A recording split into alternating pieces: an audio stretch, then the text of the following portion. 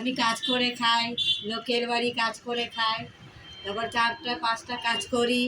তারপরে দাদা থাকতেও আসতাম, আমার আশেপাশে বাড়ি, আমার মরে যাওয়ার মতন অবস্থা ছিল, আমাকে দেখার কেউ নেই। আমি এমন অসুস্থ হয়ে পড়েছিলাম, 1.5 মাস আমি বিছনায় ছিলাম।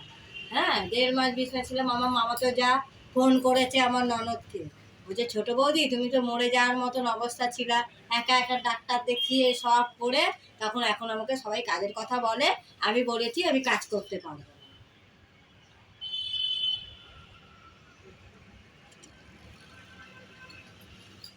আর মাঝে মাঝে কি শরীর খারাপ করে, গা পা ব্যথা, মাথা যন্ত্রণা, মাঝে মাঝে ঘুমের ঘরে উল্টো পাল্টা স্বপ্ন দেখি।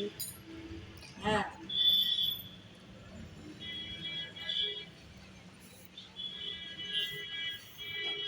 আমার ভীষণ শরীর খারাপ, ডাক্তার টাক্তার দেখিয়ে এখন আমি সুস্থ আছি।